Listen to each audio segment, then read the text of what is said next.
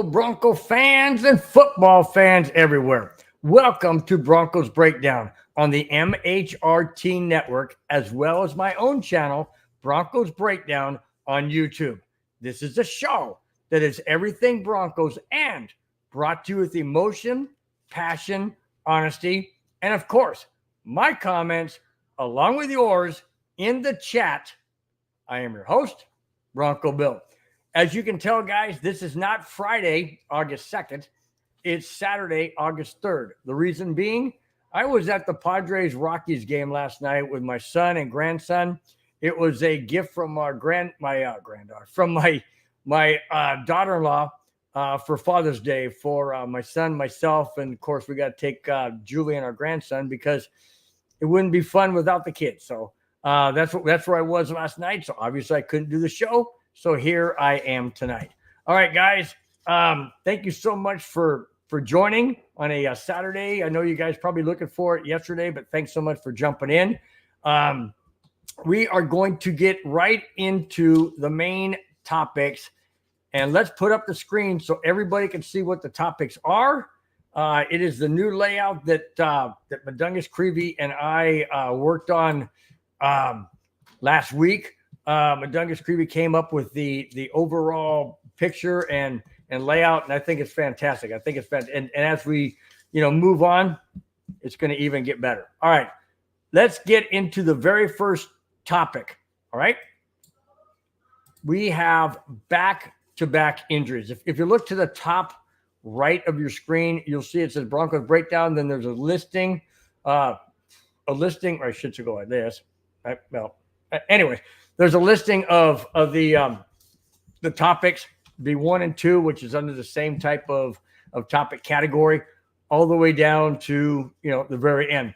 And then we got a thumbnail on the top left. So it's highlighted for you so you know which one we're on. So let's just get started and hope everyone totally enjoys today's show. Thank you so much, guys, for being here. Here we go. Number 1 injury. Brandon Jones, Broncos safety Brandon Jones left yesterday's practice with a hamstring injury. Jones was signed by the Broncos after Denver let Justin Simmons go. Yes, that's true.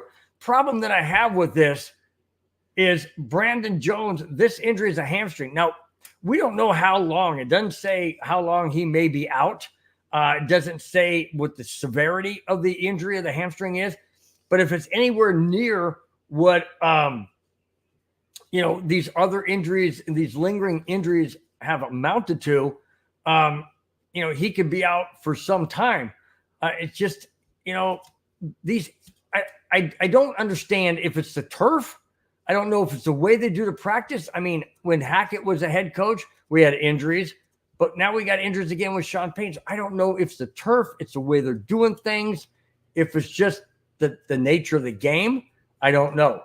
But in order to have, a quality safety that we need back there, we need to have all of our guys healthy.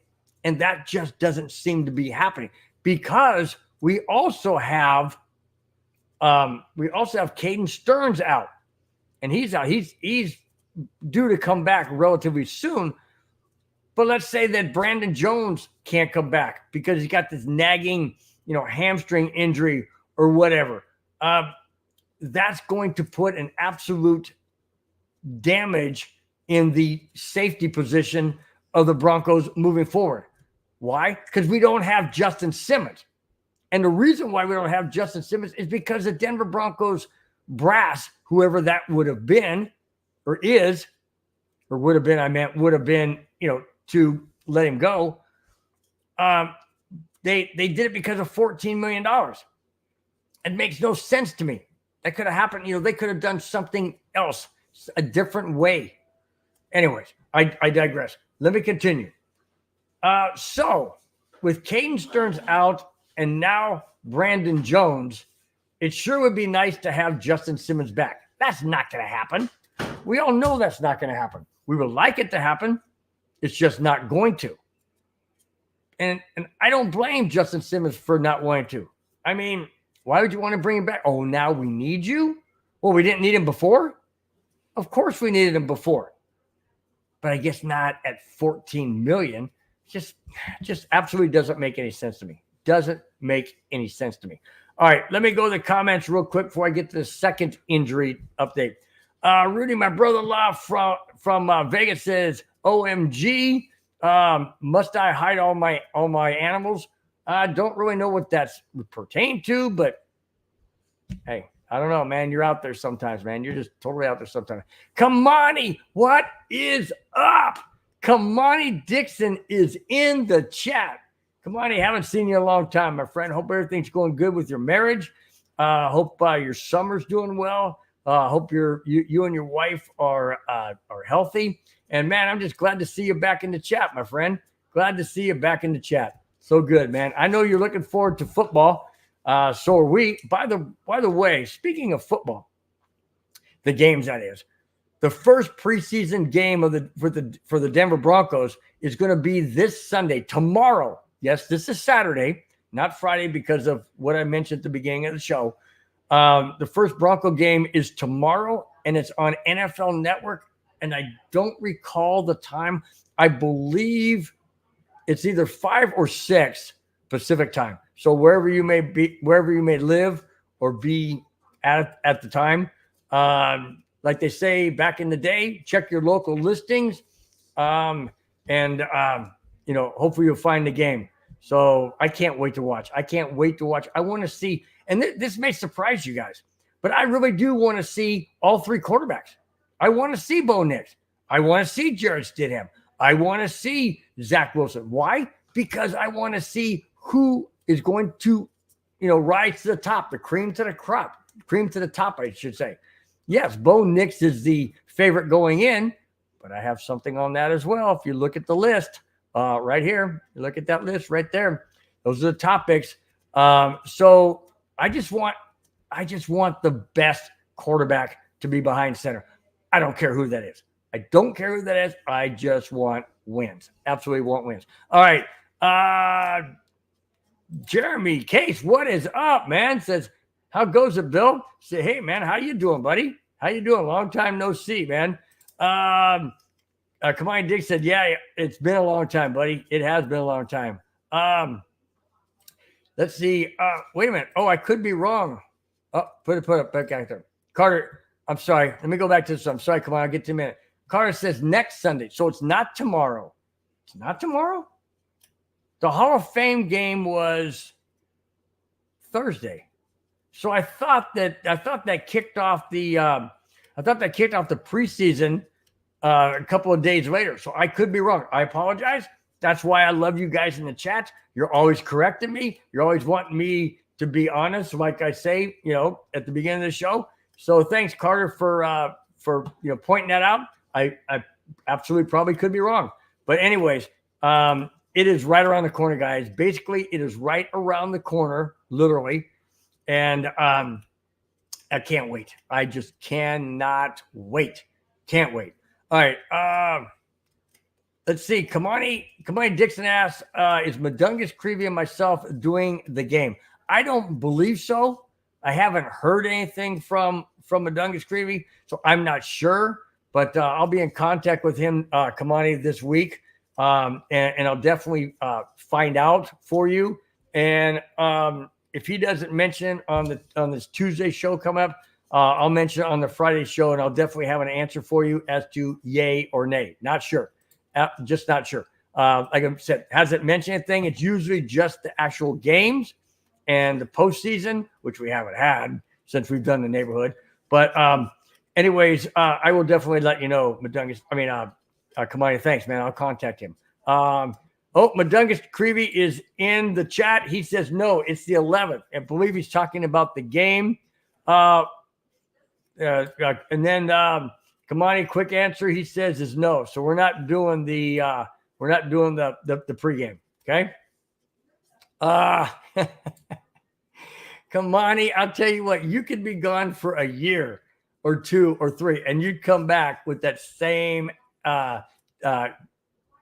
reminder. Put it that way. Same reminder.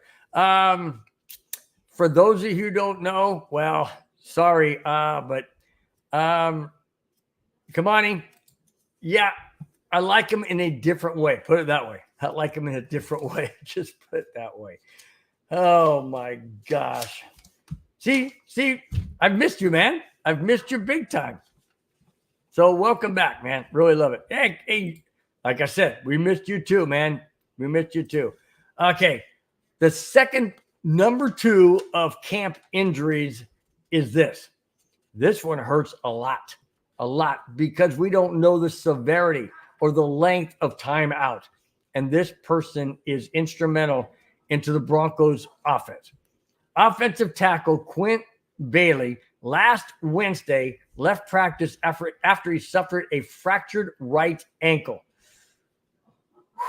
The injury happened when a teammate rolled up on his leg. That always seems to happen that way. I mean, you go down, you're vulnerable, you can't do anything to protect yourself, and here comes a big lineman or defensive guy or whatever and falls right on your ankle and your leg, and there you go. You hear a pop, and now you're done.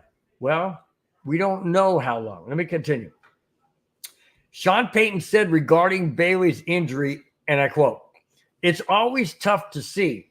It's sometimes the bitter reality of our game. He was having a really good camp. Bailey is expected to have surgery in the next days ahead."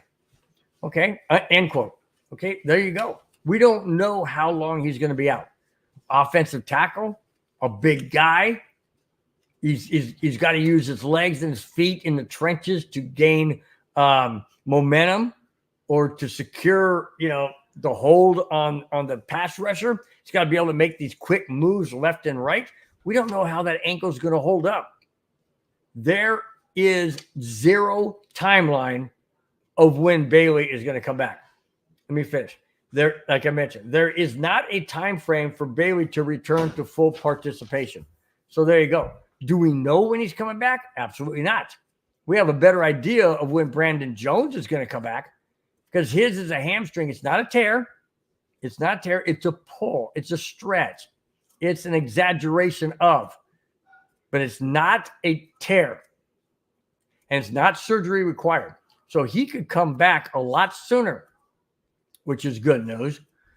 But Quinn Bailey, oh my gosh, offensive tackle. We need solid offensive tackles in, on the Broncos line because we don't know what quarterback we're going to have.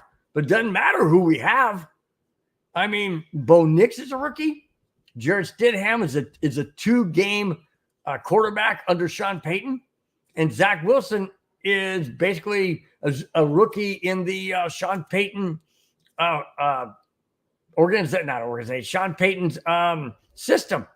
He has no idea. He's trying to grasp it, not doing too well. So it looks like a two-headed, race for starting quarterback. I just don't like I don't like injuries, period.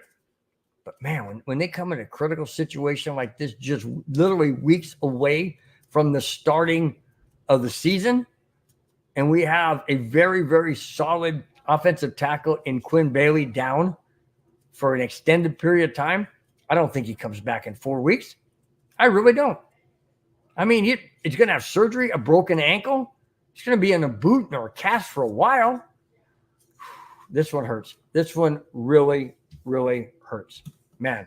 All right. Let me go back to the chat before I move on to the second topic, even though there was 2 and 1 at the beginning. Jack Kenna is in the chat. Hello again from a fan from another team that does a show with your boy Richie. What's the topic tonight? Well, the topics are all on the right-hand side of the screen.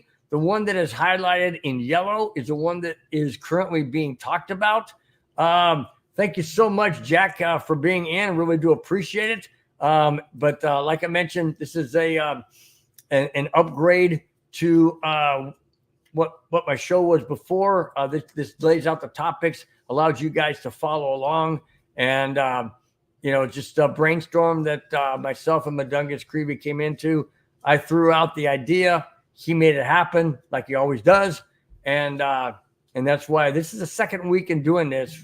It's a little bit better tweaked than last week when we first started, but I like the layout. I really do like the layout.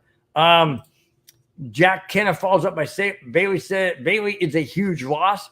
The 6 linemen, Swift Army knife. Think he is pretty much done for the year. Oh God, I don't want to hear that. Jack, I don't want to hear that. I know you're a Raider fan, and I know that this probably is something that, really nobody wants to see a season or a career ending by an injury. But being a Raider fan, I bet this I wouldn't say is fantastic news, but probably just throws a little bit more of a breathing room in regards to the Raiders and the Broncos, whether it be head-to-head standings, whatever. But yeah, I sure hope you're wrong. I sure hope you're wrong and he's not done for the year. But like I mentioned, being a lineman, being a heavy guy, a big guy, one that has to use his legs and feet and ankles and whatnot in the trenches, it doesn't bode well. It doesn't bode well with that. What? Carter, you're kidding me. They placed him on IR? Oh, man. All right, show's done. Thanks, guys. Take over. Golly. Oh, Carter, that one hurt. I knew it was bad, but I didn't hear that today. Oh, my goodness. That's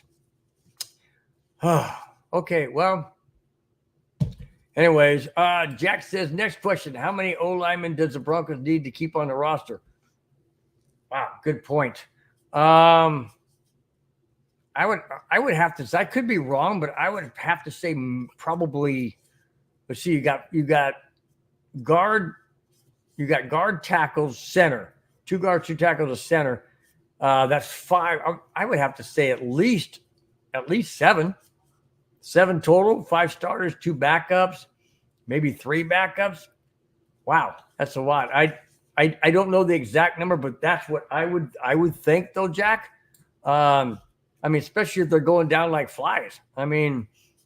This isn't good at all. This isn't good at all. G Money 88 is in the chat. What's up, G Money? Glad to have you in. Said, what's up, Bronco Bill? Hope all is well. Who is your dark horse for a breakout season this year? Mine is Tim Patrick. Wow. I like to see Tim Patrick have a breakout season. Absolutely would love to see that. He deserves to have that. For everything he's gone through, he's worked his tail end off to come back. He's had 2 setbacks.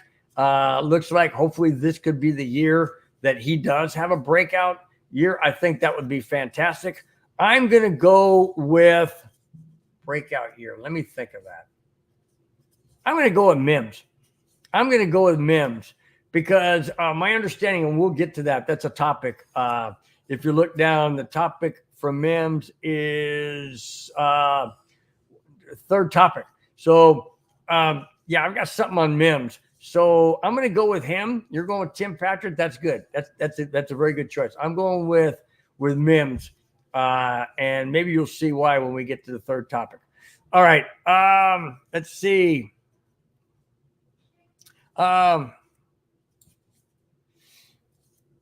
Let's see. Oh, Kamani says, what was I saying about Justin Simmons again? In reference to the first topic of Brandon Jones. Okay, Brandon Jones is injured. And I was saying we have Brandon Jones injured and we have Caden Stearns injured, both safeties. What I said was it sure would be nice to have a Justin Simmons back. And I don't agree with them ever letting him go over $14 million. I firmly believe they could have gotten that money somewhere else or recouped it somewhere else by restructuring contracts, maybe cutting a player or 2 that would equal $14 million. But to me, there had to be something internally in the locker room, something that either Sean Payton or George Payton didn't like, which I really don't understand. But that's my understanding. You could find $14 million somewhere else. It just bothers me that they would go that route to cut a Justin Simmons and bring in a Brandon Jones who was a backup in Miami. That makes no sense to me. and then he goes and gets injured with his his hamstring. I mean, people say, yeah, well, Justin Simmons was older and this guy's younger. Well, guess what? Justin Simmons didn't do anything to his hamstring. Brandon Jones comes in and bam, hamstring injury. Younger. Just saying. Hope that kind of cleared it up there for you, Kamani. So anyways, all right. Let's see. Your boy Rich is giving Patrick a lot of praise on the Wild Wild West show. That came from Jack Kenna. Yeah. I have a lot of reservation when it comes to Tim Patrick because he's been injury prone. That bothers me because, I mean, is he back 100%? Is he going to be able to sustain, a 17-game season? And is he going to be able to, be productive like we hope he will? I hope so. I don't know. Injuries are weird things. You can take a guy with the ACL tear and he comes back and he's stronger.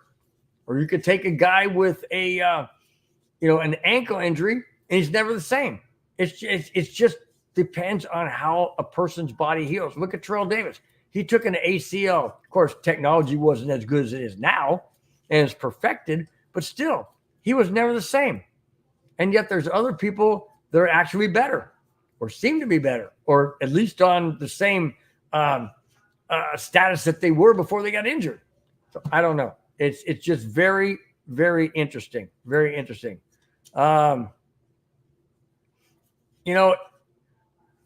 It's just, I don't know. I'm still on that Justin Simmons thing and just bothers me. Just bothers me that whole Justin Simmons letting go. It really does. All right. We are going to move on. We are moving on to the next topic, which I forgot to switch it over. See, I'm learning all these new things. You're supposed to do it during the transition. I didn't do it. All right. I'm learning, guys. I'm still learning. This is a new format, a new thing that we've set up. So that's a work in progress. All right. Another two topics under starting quarterback. Here's the first one. Come on, get out. Come on, get it together, Bill. It's a new layout, man. I'm learning all these buttons I need to push and it's just like I said, a work in progress. It's okay. You're old. We get it. Mundungus Creepy. I'm not that old. Well, I did have a birthday last week, but hey, I'm not that old. Am I? No, I'm not. All right. Moving on. Part one of starting quarterback. Bo Nix, in his first NFL training camp, is not named as a Broncos #1 quarterback. According to Sean Payton, Payton said, and I quote, "We'll mix it up again. Obviously, it won't stay that way for the long term. But as we get started, we'll keep you posted." That's one of his favorite things to say. We'll keep you posted. Don't, you can keep asking me the same question. Who's your starting quarterback? Who's your backup? How come this guy's going against the #1s when the other guy should have had it? We'll keep you posted. Keep your lips closed, Sean. Not like you did last year and spout it off. Good move. Let me continue. I'm still quoting Sean Payton. And eventually we'll settle into a routine we want. I'm not going to sit here and lay out like, here's how it goes. Because I think the mistake one makes is deciding how it goes. We'll see a rotation initially, and then we'll move on from there. End quote. So basically, Sean Payton didn't say a dang thing. He didn't say who the quarterback is. He didn't say who the quarterback wasn't. Sean Payton is playing the ball under the coconut shell, or under the shell, so to speak. He's moving things around. He's trying to find out whether or not we as fans or people in the media or those watching whatever the practices, he's doing the shell game. He's trying to throw a monkey wrench into the spokes, so to speak. Why? because he's not ready to name a quarterback. He's not going to do that. He's not going to do it till he's ready. So what he's doing is he's playing with our heads, and he's laughing all the way to the bank. Hey, we'll keep you informed. We'll let you know when it happens. Well, when you see the person out there, I guess that's who it is. I mean, things like that he said. It's crazy, man. It's totally crazy. Unlike, anything I've ever seen in a head coach. I mean, it kind of reminds me of Belichick in a way. Belichick, we're moving on. We're moving on to Miami. Next question. So what do you think of we're moving on to Miami? Same kind of thing with Sean Payton. We'll let you know. We'll keep you informed. It's just uncanny, man. It cracks me up. It really does. Makes me sit back going, yeah, whatever. Because I don't care who the starting quarterback is. I've said that before. It doesn't matter to me. It could be Sean Payton for all I care. It could be John Elway coming out of retirement. Why? Because whoever is the starting quarterback is hopefully can get us some W's. Period. I don't care who it is. Just get wins. Period. All right. Clayton Haran, my man, you in the chat. Clayton Haran says, great way to top a busy Saturday. Hey, cool, man. Glad you dropped in.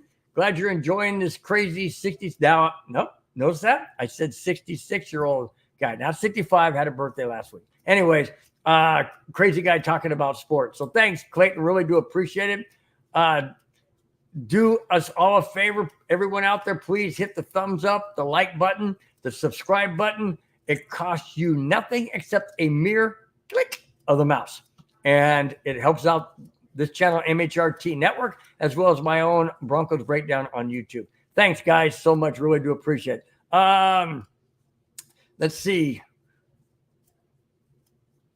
Clayton follows up by saying, Bill, my guy, Bo, is doing great. Absolutely love it. Yeah, he is doing good. He's doing good, but he did have a shaky situation. And we'll get into that a little bit down the road in the topics. As you look at the topics on the top right part of the screen, the one illuminated or changed colors in yellow, that is the topics that we're on. So that is an easy way for you guys to follow the topics in the show. All right, let's go to the second part of starting quarterback.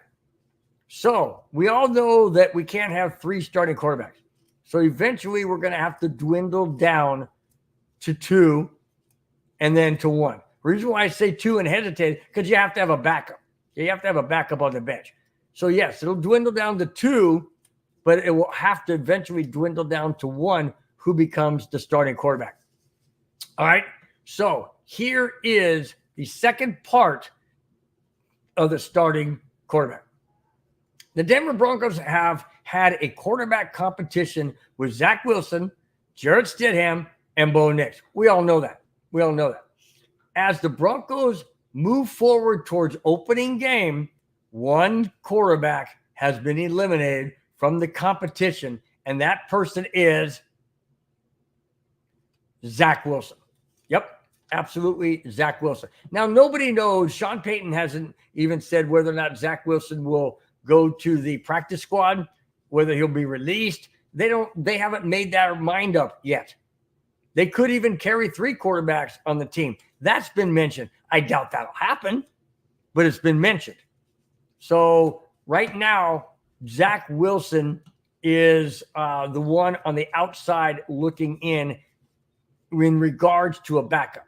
Okay, now it could be it. Now, don't jump the gun, guys. It could be a backup to Zach Wilson. It could be a backup to Bo Nix. Could be a backup to Jarrett Stidham. I doubt that's going to happen. I'm just saying, because Sean Payton isn't saying anything either. He said he could be a backup. Backup in what? On the practice squad? Sure. Absolutely. He could be a backup in the practice squad. No problem. Absolutely no problem. Let me continue. With Stidham knowing Payton's playbook and the system, and Nix being the number 12 draft pick in last year's draft, all arms are pointing to a 2-quarterback race as we go forward. Well, there's no doubt about that. It is a 2-horse race, so to speak. No pun intended, I think. Anyways, it could be it's going to be a 2-horse race. And every arrow points towards Bo Nix. Why? Because he was the number 12 draft pick in this year's draft. So everybody said, well, he's got to start. No, he does not have to start. If Jarrett Stidham proves that he's got the system down better than Nix because he played in the system last year and played the last 2 games of the season and went 50-50 or 500-500, okay? He could be. Don't sit there and anoint Bo Nix just yet. Sure, we all know he's the heir apparent to being the quarterback for the Broncos in years to come as their franchise quarterback, but he may not get the outright start to open the season. That's not been determined yet. It may have, well, put it this way. It may be somewhat determined by Sean Payton, but he isn't saying anything. I just said that in the first part of the starting quarterback segment. He's not been named. He has not been named. And the main reason why is because he's had some issues, like I mentioned that we will get to in the topic after this next one. Before we get there, let me get to Madungus Creevy says, maybe the Broncos trade Stidham back to the Raiders. I hear they need a starting quarterback. Then who's our backup? Zach Wilson? Madungus, I don't know. I don't know if that makes any sense from the Broncos standpoint. I mean, obviously it would make sense on the Raiders standpoint. I don't know if it makes sense on the Broncos standpoint, because then you go with what? Zach Wilson as your backup? And if they're eliminating him from the quarterback competition, that doesn't bode well for him. Doesn't bode well for him at all. At all. Let's see. Madungus Creative follows up by saying, if Nix is ready, you play him. Manning started as a rookie. Elways started as a rookie. CJ Stroud started as a rookie. If you're ready, you're ready. All right. Now, let me break that down, okay, a little bit. Yes, Peyton Manning started as a rookie, but he didn't prove out to be all that, productive. John Elway lined up behind the left guard at one point. He made mistakes. So let me ask you this, Madungus. Are you willing? We've gone through 8 seasons of Broncos futility, and you're telling me you are willing to have Bo Nix start and make mistakes, and the Broncos end up in the next year or this coming year, which is around the corner, and next year, 2025, and have losing seasons? So now we're 10 seasons removed from Super Bowl 50. You're willing to go down that road? Seriously. I'm not. I'm sick and tired of 5 wins in a season, 8 wins in a season, 7 wins in a season, 6 wins. I'm sick and tired of it. I want 9, 10, 11, 12 wins in a season. And are we going to get that if Stidham starts? Probably not. But is he going to give us a better chance? I don't know. I just know that sometimes when you start rookies, and I know everybody says before you start throwing barbs at this guy, me, everybody knows that Bo Nix is a more advanced than normal rookies. I understand that. But he is not advanced in the NFL as a rookie quarterback. Could he be a CJ Stroud? I don't know. Could he be a Tom Brady? Wait a minute. Tom Brady didn't start as a rookie. He sat on the bench. CJ Stroud did start. Could he be another CJ Stroud? I don't know. Patrick Mahomes? No, he did not start as a rookie either. He was behind Alex Smith.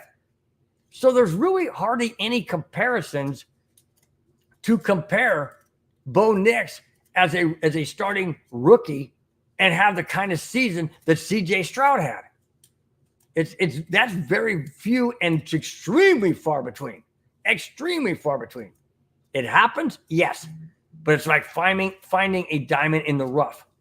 Very difficult to find, very difficult to accomplish. I'm just saying, I don't know if I would want a Bo Nix in there and have him, make those rookie mistakes that they're going to make. He's going to make them. I'm not saying Jared Stidham is a next anointed Tom Brady. He's not. But he knows the system better. He's been there for a year. He played 2 NFL games. Bo Nix hasn't. I'll give you this, guys. Let's wait for the preseason, okay? Let's just wait for preseason, see how Stidham does, Nix does, and maybe Wilson. Let's just see how it all shapes out. And then if I have a change of heart, so be it. Like I mentioned before, I want the best quarterback back there that can give us wins. Not losses like we've had, wins, period. All right. Clayton Huron says, I am, Bill. I have faith in Bo Nix, my guy. Okay. All right. I hope you guys are right. I'm not trying to play devil's advocate. I'm really not. I'm just pointing out different things that I don't want to rush a Bo Nix rookie to Lions Den. And I don't mean Detroit Lions. I mean just, a play on words. Don't throw him to the Wolves. If he's not ready, he's not ready. But like Madungus Creevy said, if he is ready, then okay. But we won't know if he's really, truly ready until we see him in NFL action, meaning the preseason prior to the regular season. All right.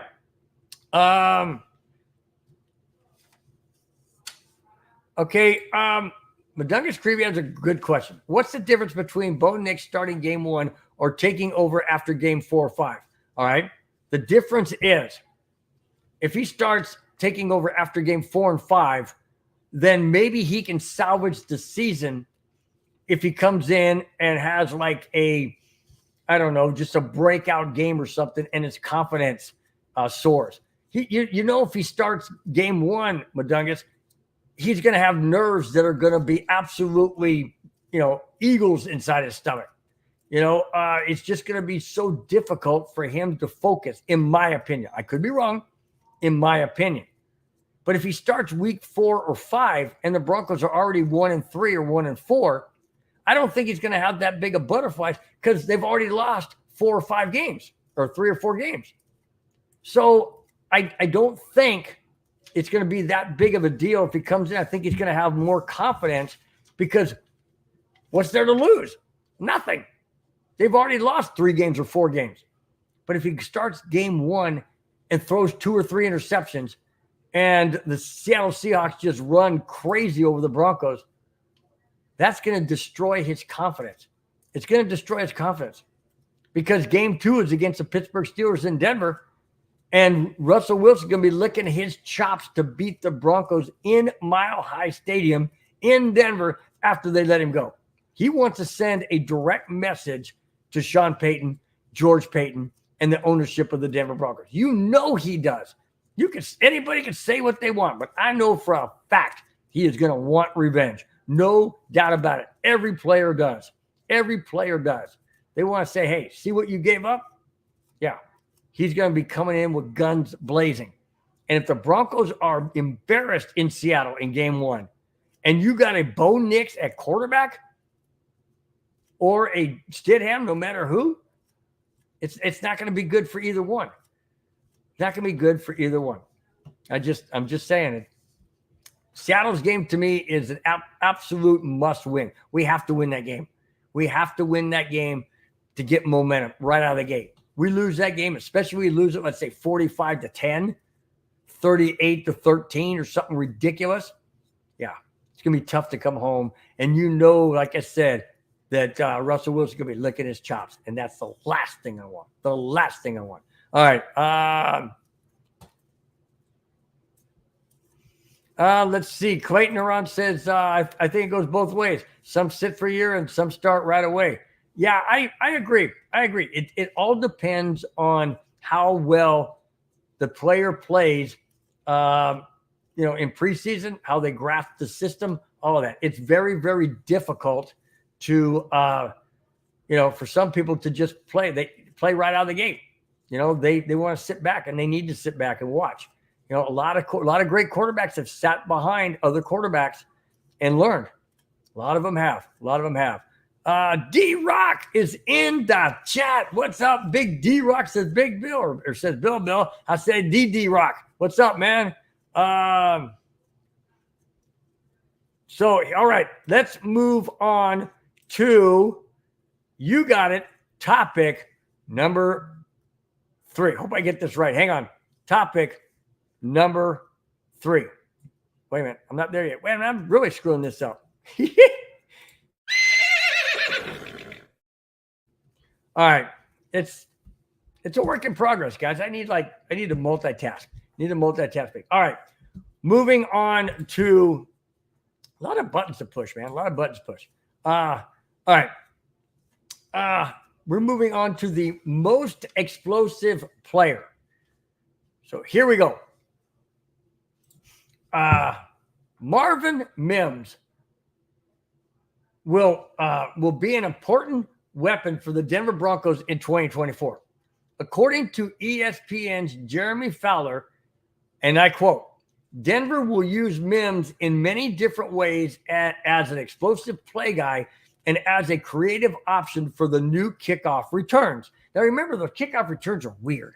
I didn't watch the Hall of Fame game. I was busy getting ready to, get my stuff ready because I went in Padre Rocky game last night. I know it was Thursday night, but I was getting my stuff together because I went into Padre Rocky game Thursday night with my son and grandson and stayed the night with them. We got home late. That's why my show wasn't yesterday. Anyway, so I didn't see it, but they line up like on the 45-yard line. The kicking team lines up like on the 45-yard line of the receiving team because they want to keep the force of players running and crashing into each other, like a car wreck, to a minimum. It just looks weird, man. It looks more like arena or I don't know, just some kind of XFL thing or USFL or whatever they call it. That was just crazy. I didn't like it. Tell the truth, I really, really didn't like it. But anyways, I'm not the NFL, rules makers. Let me continue. I'm still quoting. Denver feels Mims can handle that quite well, but he will also be a key component in the passing game, end quote.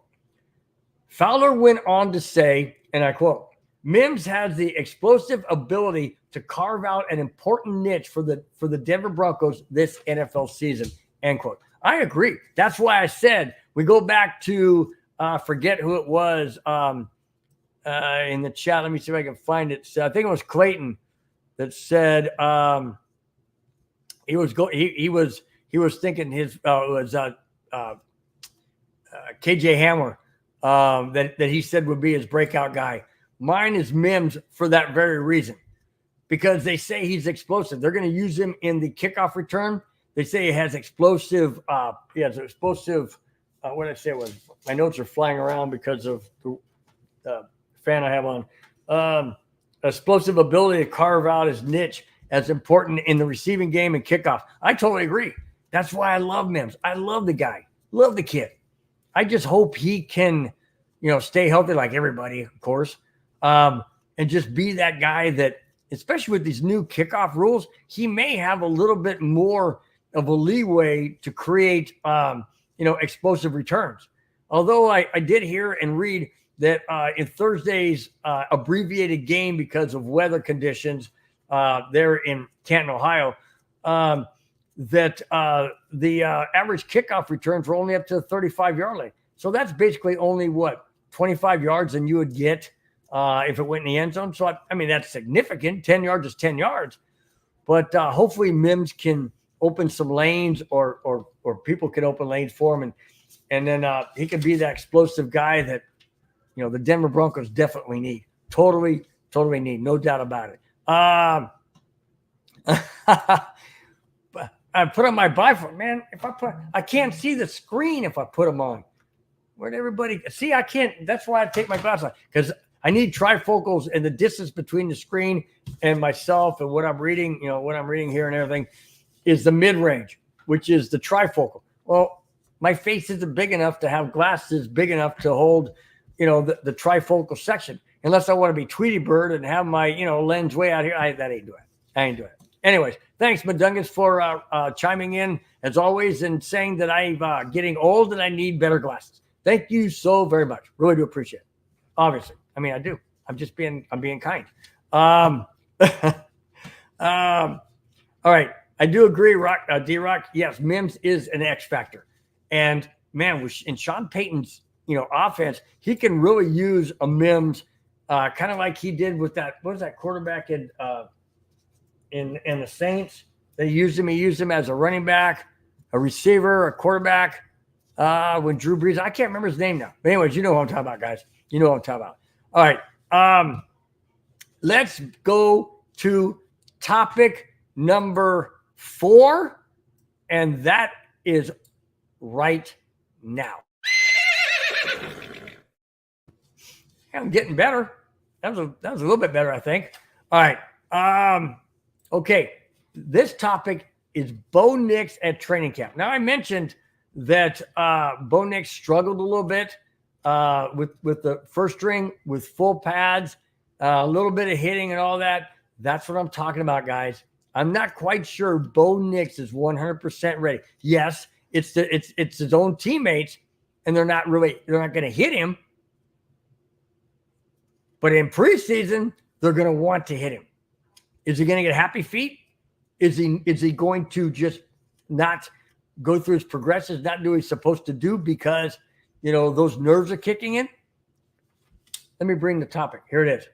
Last Monday, Bo Nix got the majority of work with the team starters, and it may have been his rockiest practice yet. Some of the issues included snap count problems in the team's drills, and Nix didn't show the comfort level. Didn't show the comfort level he had in recent days as the team continued to repeat the installation process with the offense. That's not good. That's not good. And that's what I'm referring to. That's what I'm referring to. If he's shaky in practice, how's he going to be when it comes to a real game, whether it's a preseason game or not? How's he going to react? If he's shaky with his own team, knowing they're not going to hit him, and they can't, how is he going to react? Okay? So let me repeat that. This is very important. Some of the issues included snap count problems. We had that last year with Wilson. Snap count problems in team drills, and Nix didn't show the comfort level he had in recent days as the team continued to repeat the installation process with the offense. That's not good at all, guys. You can say it any which way you want. You can sugarcoat it. You can make it, dress it up and put lipstick on a pig. That does not sound good. Now, I'm not saying Bo Nix is a pig. I'm just saying the situation. This isn't good.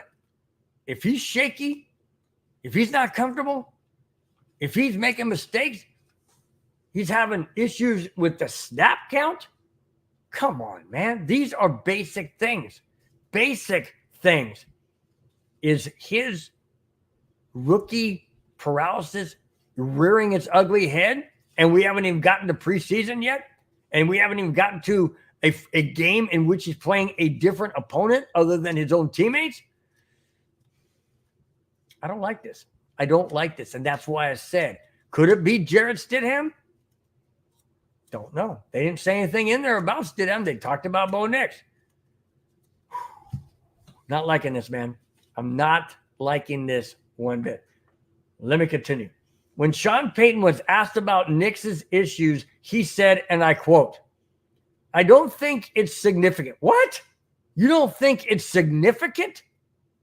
Sean, do I have to remind you that he had issues with the snap count? He had issues with feeling comfortable and wasn't feeling comfortable and was shaky than he was in previous days in practice? And you say it's not significant? Seriously? All right, I continue. I'm still quoting Sean Payton. I think it's something that's easily cleaned up, end quote. You're kidding, right? Easily cleaned up. So if the guy is nervous, the guy is shaky, he's not getting the play count correct, that's easily fixed? No, Sean, it's not about ability. It's about right here, between the ears, in his brain. Yes, everybody said he's one of the best guys to come out of college, and fit right in. He's NFL ready, boy. He can step on the field right now and take over the reins. Oh, but he's shaky in practice, in full pads, and shaky. Yeah, he was great in practice when nobody could even get close to him, but now they're in pads and they can get close and they can push him. They can't hit him hard. They can kind of grab him, do whatever, and he's shaky. He doesn't have the confidence. He has issue with the snap count. Okie dokie. All right, you guys can stick by Bo Nix. I'm not saying I don't. I'm just saying these issues are serious. We're only weeks away from the regular season, and we're a little over a week away from the first preseason. Okay?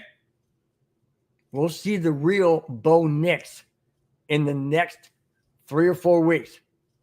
And we'll see whether or not he can overcome what I just read. I didn't make this up. That comes from Sean Payton said he's not worried about it. Can easily be cleaned up. Hope he's right. So new person in the chat says, you can change your world today. Thank you so much for being in the chat. It says Broncos haven't been the same since 2012 through 2015. And before that, they were still struggling since Elway retired after 98 Super Bowl victory. 98 to 2011 and 2016 to now. You can change your world today, my friend. You have absolutely nailed it. Perfectly nailed it. Absolutely. And what is the difference between what you mentioned with Elway and, of course, Peyton Manning? The difference? We haven't had a franchise quarterback since those two. John Elway, franchise quarterback. Neither one of them was drafted by the Broncos. Elway and Manning were both drafted by the Colts. Elway chose not to play for him, went to the Yankees. A year later, the Colts traded him to Denver. The rest is history.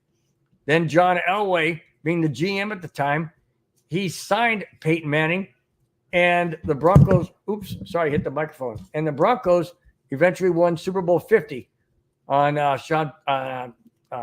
Peyton Manning's last season.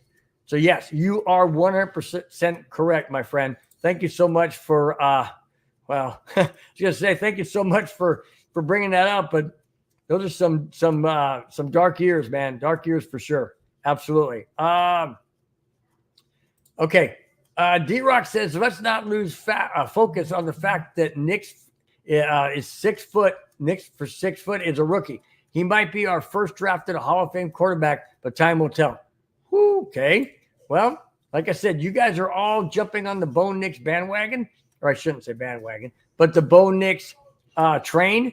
And I back that 100%. If he is ready, if and only if he is ready and can prove to be ready and can prove to be that starting quarterback that the Broncos need this season and throughout the many seasons and years to come. That's the quarterback I want to see. I'm not quite sure he's ready to be that guy right now. I don't know. I'm not there watching the practices. I can only go by what is being said and what is being written and talked about. That's all. That's the only thing I can go. All right. Only thing. All right. Before I jump into, in fact, I'm going to preface this before I jump into the next topic, which is the main topic of the show. I just want to say, guys, thanks so much again for chiming in. You guys are the best on a Saturday. I normally do the show on a Friday, but being at the Padres-Rockies game last night with my son and grandson, I shifted it to Saturday night. Thanks so much, guys. Rudy says, hey, Bill. I said, what's up, Rudy? What's happening? All right. Let's jump into the main topic for tonight's show, and that is coming up. I got to get this right. That's coming up right now. All right. Main topic of tonight's show is John Elway regrets not taking Josh Allen when he had a chance. He had a golden chance, and he didn't. John Elway wanted to prototype like himself, and he wasn't necessarily going to find that. And you're not going to find a clone of yourself. It just doesn't happen. Just doesn't happen. All right, let me get into this. John Elway has admitted that passing on Josh Allen in the 2018 NFL Draft was probably his biggest mistake as general manager of the Denver Broncos. You think? You think. And I've had people say to me when I was going through the topics here and talking to some of my friends, they said, yeah, but Josh Allen really hasn't done anything in Buffalo. Okay. Well, he's gone to playoff games, more than what the Broncos have in the last 8 years. He's gone to playoff games. He's gone deep into playoff games. He hasn't gotten him over the hump per se, but he's there. He's on the doorstep. I mean, how many years did John Elway play in the NFL and make the playoffs and even get to the Super Bowl but not win? Now, Josh Allen hasn't been there. Was he there? No, okay. But anyway, Josh Allen hasn't won a Super Bowl. And John Elway took years before he won one. Does that mean that Josh Allen is washed up? No, not by any stretch of the imagination. He needs players around him. He needs coaching. There's a lot of variables that go into a team winning a championship. It just doesn't happen all overnight. Well, that's your Patrick Mahomes or, Tom Brady. There's a handful that it does happen. But the bottom line is it doesn't happen all the time. So that being said, did John Elway make a mistake in not taking Josh Allen? Absolutely. Absolutely. In my opinion, 100% wrong. Josh Allen wanted to come to Denver. Absolutely wanted to come to Denver. And he's still upset that he's not in Denver. Doesn't look like he'll ever be there. Buffalo's not getting rid of him. And now we got Bo Nix. So he's not coming. But let me continue with the article. Here we go. Instead, Elway took Bradley Chubb. Well, how'd that work out? Didn't work out too well, did it, John? Not too well, huh? Instead, Elway took Bradley Chubb with the 5th overall pick that year, 2018. Chubb struggled to stay healthy and eventually was traded to the Miami Dolphins. Since 2018, Denver has struggled to find their franchise quarterback until 2024, this year, when they drafted Bo Nix. Let's just hope that Bo Nix is exactly what we should have had in taking Josh Allen. Now, I'm not saying that I want Bo Nix to have the same type of career as Josh Allen. I'm saying as far as a franchise type of quarterback. Josh Allen's a franchise quarterback for the Buffalo Bills, and hopefully Bo Nix will be a franchise quarterback for the Denver Broncos. That's what we can hope for. It's exactly what we hope for. Let me continue. Only time will tell if Nix is the answer in Denver, or will the ghost of John Elway's general manager mistake raise its ugly head again. Wow. Let's hope not. Let's hope. And John Elway, don't get me wrong, John Elway did not draft Bo Nix. What I meant by the ghost of John Elway is that by not taking a Josh Allen, he wins multiple Super Bowls and Bo Nix doesn't. That's what I was referring to. The ghost of John Elway by not taking a Josh Allen. That's what I was referring to. All right. Let's go on to, I don't want to make this a whole long show, guys. I got 4 more topics. So let's get to them real quick and we'll let you guys get back into your Saturday night weekend. So let's move on to the topic number. Oh, almost blew it. Topic number 6. All right. Kareem Jackson goes to a new team. Here it is. Former Broncos safety. Remember, former Broncos safety. Former safety for the Denver Broncos, Kareem Jackson, has signed with the Buffalo Bills. I was just talking about Josh Allen. Now he's getting weapons. Sure, Kareem Jackson's not a weapon on offense, but he's a weapon on defense. And if Kareem Jackson can stay away from being suspended by the NFL for unnecessary roughness, he's going to give the Buffalo Bills a strong spot in their defense secondary. No doubt about it.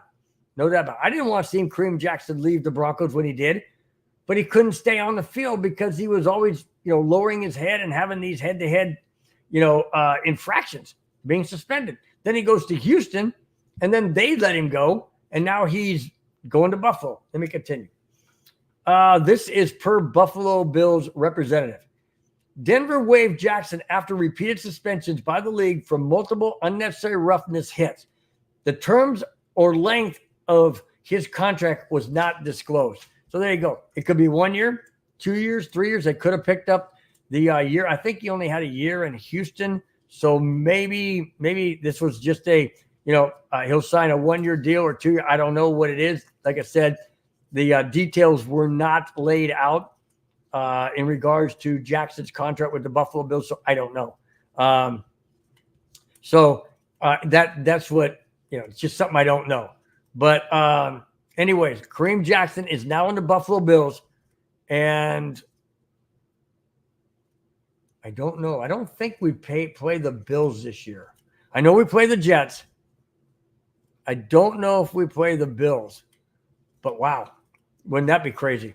I mean, we played Houston last year, and he was on Houston, and, we didn't beat them. So, yeah, these Bronco players that end up going to other teams then come back and, basically do a 1-2 punch on the Broncos just doesn't make me happy. Doesn't make me happy whatsoever. Okay? All right. Let's go to the next topic, and here it is. All right. Look at that. Now, we all know the story or the issue that took place regarding Terrell Davis and United Airlines. But it says under that little thumbnail, United bans Terrell Davis. This is interesting and bothersome. Interesting on one point, bothersome on the other. And let me just let me get into it. Terrell Davis has said he has been banned from flying with United after he was handcuffed and removed from the plane last week or several weeks ago. All right.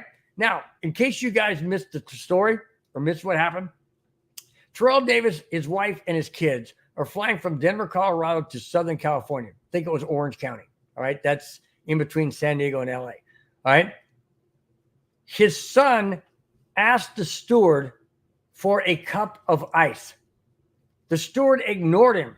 So Terrell Davis reaches over and taps him on the shoulder. The steward says, "Don't hit me." And I was like, what the heck? What do you mean, don't hit me? I tapped you on the shoulder. I'm just paraphrasing here because I'm just assuming that Terrell Davis, I didn't hit you. I tapped you on the shoulder.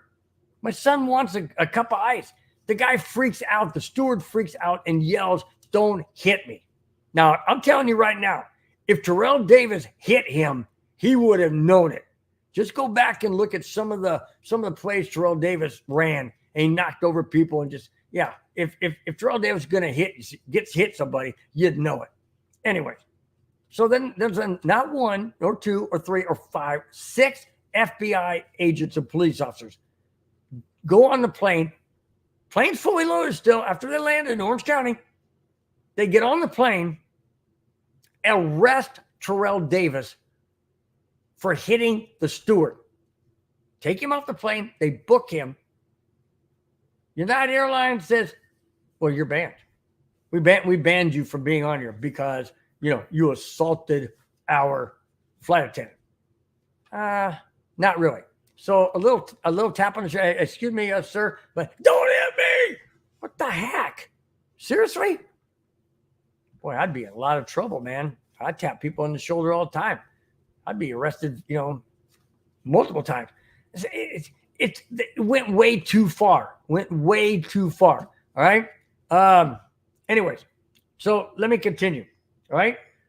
Davis said, and I quote, "While my family and I continue to have difficult conversations with our children regarding this issue, I will continue to fight for what is right for all passengers on United Airlines," end quote.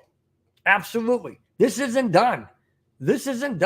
Terrell Davis was absolutely embarrassed in front of all those people on the flight, embarrassed in front of his children, embarrassed in front of his wife for doing nothing wrong, being booked, being handcuffed and taken off the plane for doing nothing wrong.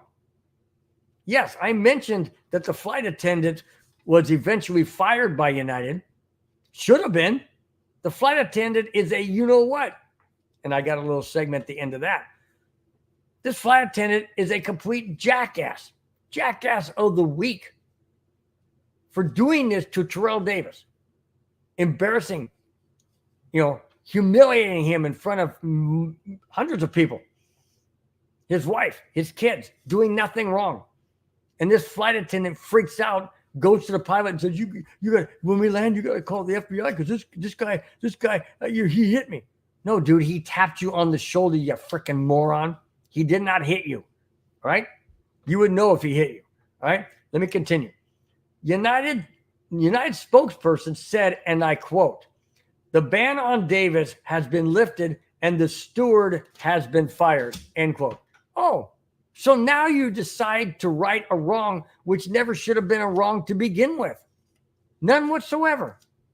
But yet you took the steward's side of it without even getting the total information and the total investigation as to what really happened.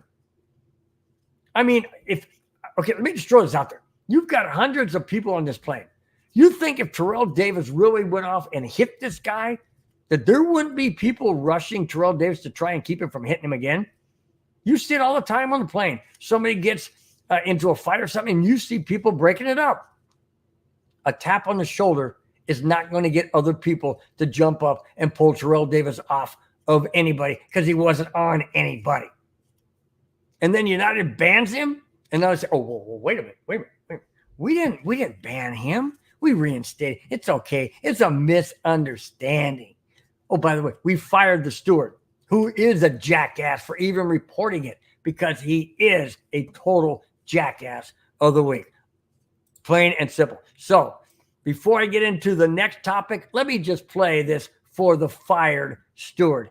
Here it is. "You suck, you jackass." There you go. You suck, you jackass. Yeah. Terrell Davis, I hope you take this to the next level. Don't let United or anybody else say that, you're banned and stuff. You didn't do anything wrong.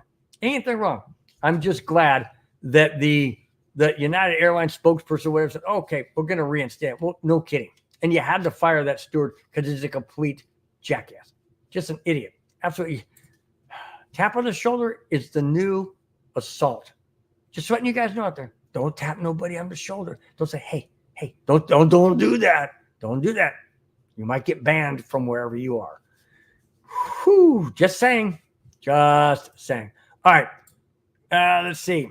Let's go to D. Hopper says, "This MFer didn't realize it was the greatest running back in Broncos history." No kidding. Man, I'll tell you what. He doesn't watch football or something because Terrell Davis has a recognizable face. I mean, I recognize him.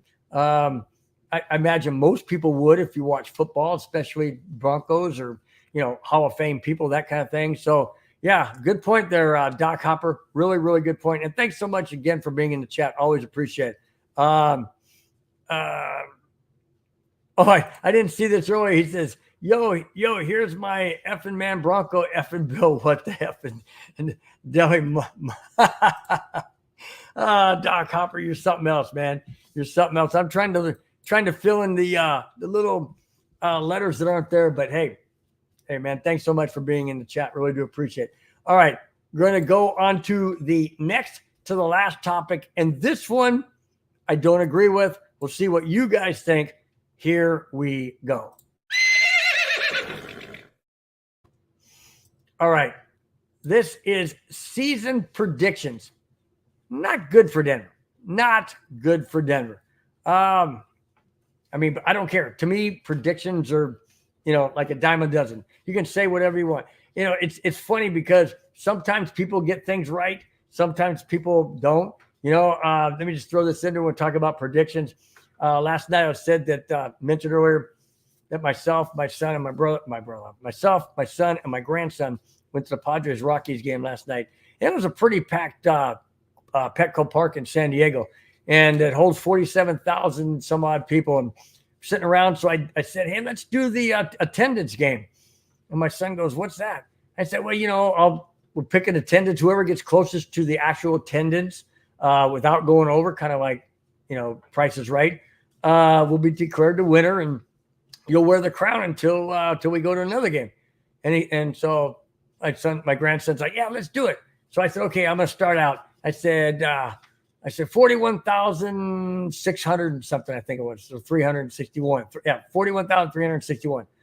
My grandson said 38,000 and something. And my son, who's like, I don't know. I don't know how many people are out. I'll say 44,000. Well, he got it right. 44,393 were there last night. 44,393 out of a stadium that holds 47,000. It was a great night. But that's what I'm saying. So predictions can be anything. You can say what you want. This is going to happen. That's going to happen. One never knows. So let me get to that topic. The national pundits of the NFL have very low expectations for the Denver Broncos in 2024, and on paper, it's hard to argue. Why? Because we don't have an established NFL quarterback. That's why. Nate Davis of USA Today has the Broncos going 4-13 in 2024. No, wait. We were 5-12 under Hackett with Russell Wilson. Say what you want, Russell Wilson, a Super Bowl champion quarterback.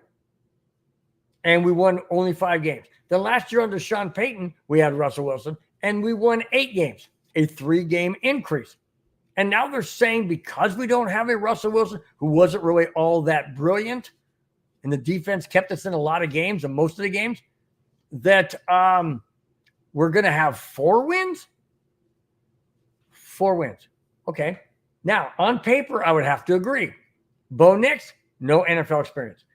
Jarrett Stidham, 2 games under Sean Payton's leadership and an entire season as a Broncos backup, minus those 2 games. Then we got Zach Wilson, who couldn't make it in New York, and he's not doing too well in Denver under Sean Payton. So on paper, I would have to agree. It looks like a 4-game win season. However, let me continue. When Sean Payton was told about the prediction, he said, and I quote, "I don't have time to spend time on that, nor do I wish to spend time on that at all. None of that means anything to me. We will get ready to play. We will expect to compete, and we will expect to win," end quote. He didn't say much of anything. He basically said, I ain't got time for this. Don't bother me with this. I could care less what they say, what they think. Nobody knows. But on paper, it would look pretty close to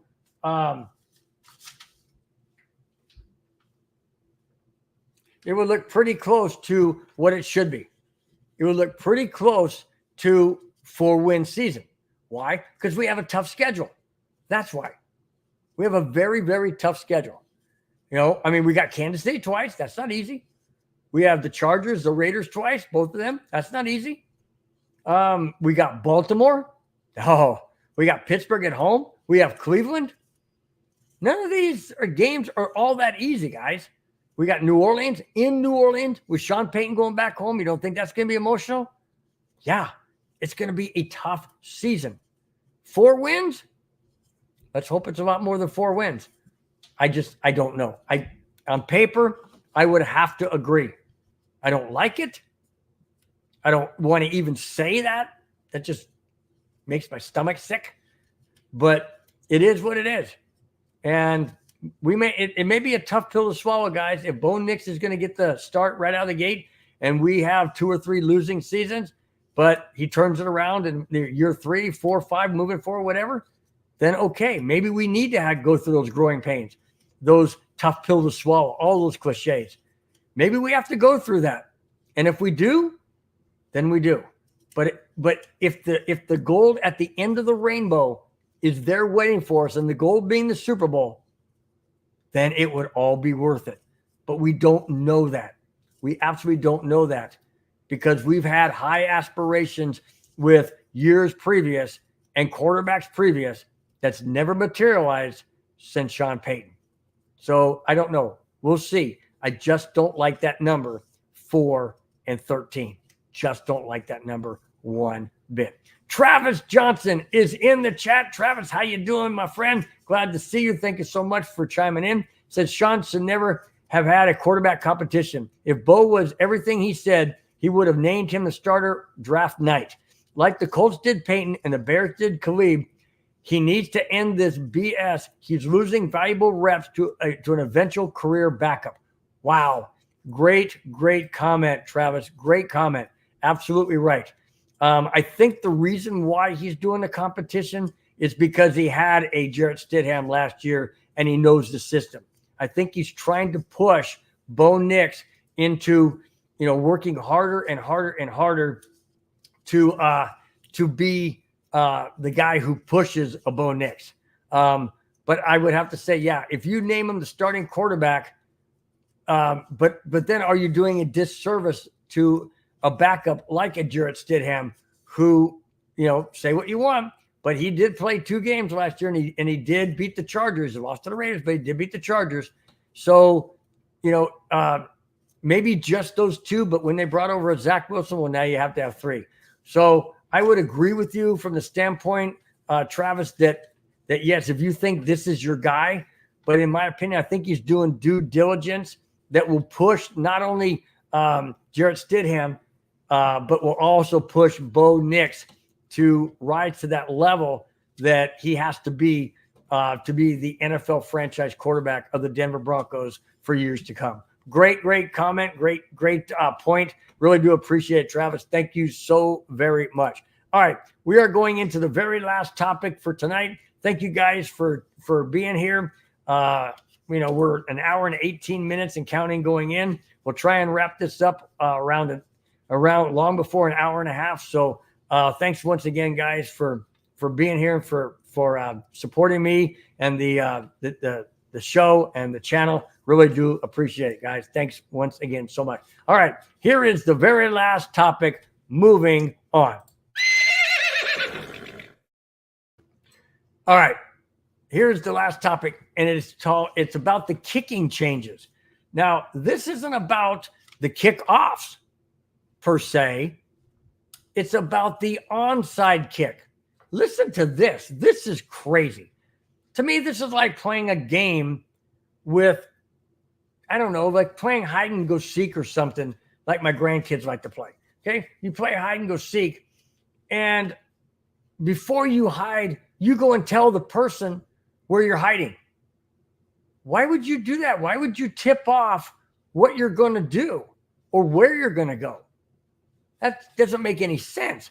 Well, that's basically what the new onside kick rule is all about. Listen to this.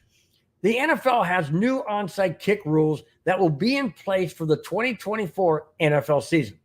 They are as follows. Onside kicks are illegal before the 4th quarter. Huh? You can't do an onside kick like Sean Payton did against the Raiders last year when he opened up the game with an onside kick that was recovered by the Raiders. Boy, it was close. Should have been the Broncos ball. Recovered by the Raiders. Or He couldn't have done it. It would have been illegal to have done it in the Super Bowl against the Colts when the Saints came out of halftime and did an onside kick and got the ball. That would be illegal? Really? So surprise plays are no longer good in the NFL. So what's next? Excuse me, defense.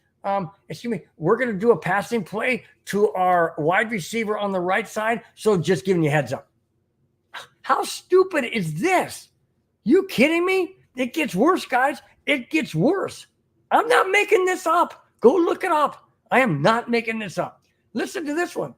The team must be losing to kick an onside kick. Why? Why do you have to be losing? Isn't the onside kick supposed to be the element of surprise? So now I can't do it before the fourth quarter. And oh, by the way, I have to be losing. So if we're tied, it didn't say if you're tied. It said if you're losing. Let me repeat this. Listen to this, guys. The team must, not needs to be, should be, possibly be. No, the team must be losing to kick an onside kick. In the fourth quarter. Can't do it in the third. Not in the second. Not in the first. Oh, heaven forbid. That's illegal. You may be banned from the... Oh, I can't. I'm wrapping two stories. I'm getting Terrell Davis's story mixed up. No, that's how preposterous this is. It really is. It's ridiculous. Let me go to the last one. Listen to this. This is ridiculous. The team must announce their intention to kick an onside kick ahead of time. So basically what they're saying is you can't do it before the fourth quarter. You have to be losing to do it. And oh, by the way, since you're already losing, let the team that's winning know what you're going to do. Holy cow. Are you serious? This has to be the jackass of the week. I have to play that one again because this is stupid. Seriously. Can't do it before the fourth quarter. You can't. You can't be winning or tied. You got to be losing. And, oh, by the way, you got to let the other team know what you're doing. So let me get this straight. So Broncos are coming out. We're trailing 20-17.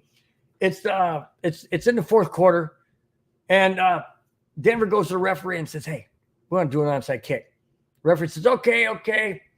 The Denver Broncos have elected to do an onside kick. You just told the other team what you're doing. Now they can get their best players out and line up. And the Broncos have no chance to get the onside kick or any other team that's doing it. But I'm using the Broncos as an illustration. How ridiculous is that? That's like playing hide and seek and say, oh, and by the way, hey, I'm hiding over here. Don't look over here right now, but I'm hiding over here. Seriously? I'll tell you what, the NFL has lost its absolute mind. I know they're trying to err on the side of safety, but this is stupid. This is ridiculous. Absolutely ridiculous. I mark my words, guys. The NFL before long is going to be wearing doggone mini skirts and not mini skirts, flag football and skirts. That's what they're going to be wearing. They're going to be wearing flag for flag football. Did you watch the All-Star game or Pro Bowl? That's what they do. That's where the NFL's going. They keep this up. I mean, what's next? You got to telegraph. You got to let the defense know, hey, I'm going to do a run play to the left side, okay? Don't go there, but I'm doing a run play to the left side. Oh, by the way, I'm going to throw a pass to the tight end across the middle. I don't get this one bit. I don't like this one bit. This is ridiculous. Whoever came up with this idea has got to be freaking fired because the NFL is lost its mind. Absolutely lost its mind. And I'm still here too, Rudy. I'm still here too, but I'm about ready to wrap it up. So glad each and every one of you guys were here. But before I get out of here from this last one, this jackass of the week, second jackass of the week, goes to whoever decided that the new onside kick rules is a good deal. Here's to you, Roger Goodell. You suck, you jackass. Oh, my gosh, man. Unbelievable. Absolutely unbelievable. All right, guys. Thanks once again, each and every one of you, for being in the chat and being a part of the show, whether you're in the chat, just watching it, wherever you may be. I totally appreciate it. Thank you guys so very, very much. It means the world to me. Let me go down the list and thank those who are in the chat. Batting leadoff was my brother-in-law, Rudy Torres from Vegas, followed by Kamani Dixon. Jeremy Case, thank you so much for being in. Carter as well. Madungus Creevy, thank you. Kamani Dixon is back. Glad to have you, Kamani, as always. Jack Kenna, thank you so much for being in. G-Money88, thank you so much for your comments, for being in the chat. Going down the list, anybody else? I don't want to miss anybody. Clayton Haran, of course. Always love to have you in the chat and your comment. Let me put that up real quick. He says, smash that like button and share, guys. Absolutely. Thank you so much. Please do that on your way out. Costs you nothing and helps out the channel and the network very, very much. Continuing on, we've got, I know he's down here. I know D-Rock. Thank you so much for being in the chat. Appreciate it. You can change your world today. Thank you so much for your comment. Really do appreciate it as well. Doc Hopper, much appreciated for each and every one of you. Travis Johnson rounds it out in the chat. You guys are the best. The show would not be anywhere near as good if you were not in the if you guys were not in the chat and in the part of the show. Really do appreciate it. Before I get out of here real quick, we got shows throughout the entire week. I will be back next Friday, not Saturday, next Friday. This Saturday was just because I was away from being able to do the show yesterday. You guys, once again, thank you so very much. Have a wonderful, wonderful rest of your weekend. And we will see you next Friday, 5, 6, 7, and 8, wherever you may be. Until then, guys, have a fantastic weekend. We will talk to you then. Take care. Bye-bye. Fast lane when I pass in the street, bag of money in the passenger seat. Simcoe's been asking for me on the road from the west to the east. Way up, I might never come down, cause the coast racking up the flight miles. So high, I might never come down, so